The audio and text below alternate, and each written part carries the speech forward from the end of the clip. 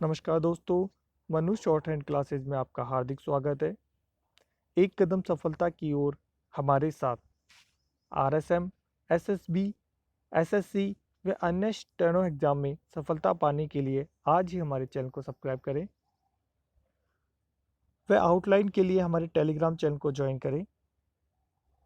दोस्तों, dictation start होगी 80 शब्द प्रति मिनट 3 सेकंड बाद। स्टार्ट।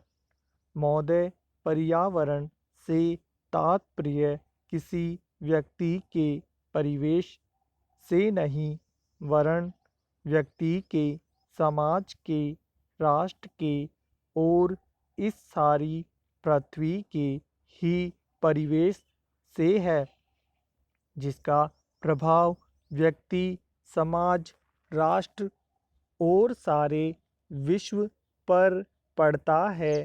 पर्यावरण से तात्पर्य पेड़ पौधों, नदी, पहाड़ या किसी तंत्र विशेष से नहीं वरन उस समग्र वास्तविकता से है जिस पर मानव मात्र का अस्तित्व और उसका संपूर्ण आध्यात्मिक एवं भौतिक विकास निर्भर है। अस्तित्व केवल शारीरिक स्वास्थ्य ही नहीं, मानसिक भी स्वस्थ शरीर में स्वस्थ मन ही अच्छे स्वास्थ्य की परिभाषा है। शारीरिक स्वास्थ्य हमारे आहार पर निर्भर है, जिसका स्रोत इस पृथ्वी का जल, थल, वायुमंडल है। मानसिक स्वास्थ्य भी प्रकारांतर से इन्हीं पर निर्भर है, क्योंकि जैसा खाए अन्न वैसा बने मन।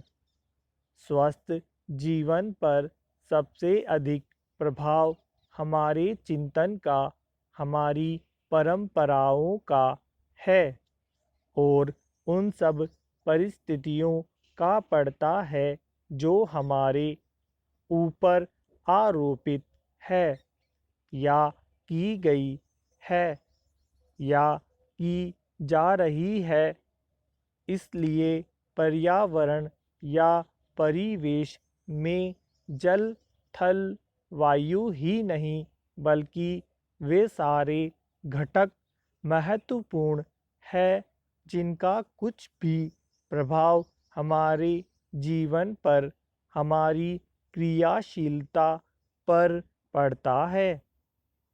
जैसे हमारे विचार, हमारे आचरण और हमारी परंपराएं एवं संस्कृति आदि सदा से मानव की आकांक्षा उन्नति और विकास की रही है।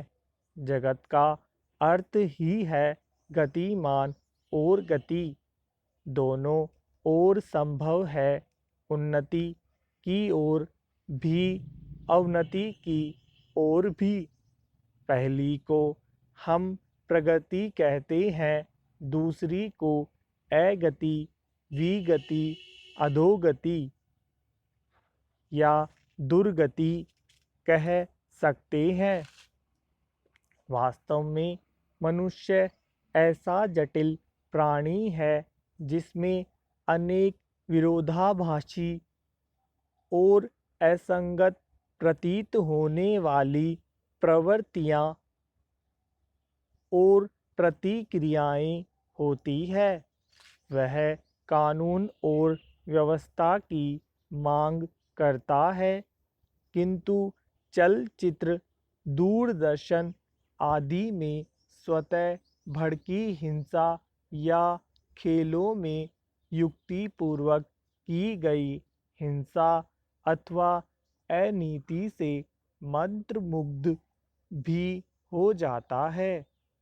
मनुष्य अपनी ही जाति या वर्ग के व्यक्तियों के प्रति प्राय बहुत अधिक प्रतिद्वंद्वी होता है, किंतु कोई बाहरी खतरा उपस्थित होने पर उनके प्रति हद से ज़्यादा सहयोगी बन जाता है।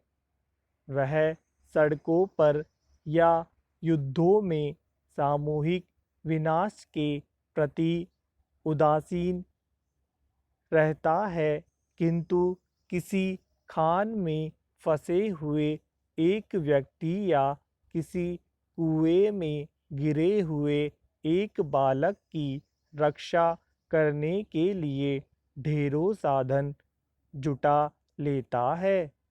कुछ विद्वान कहते हैं कि मनुष्य बंदर की संतान हो या न हो, किंतु उसमें खालिस बंदर की द्वैत प्रकृति प्राय ही होती है।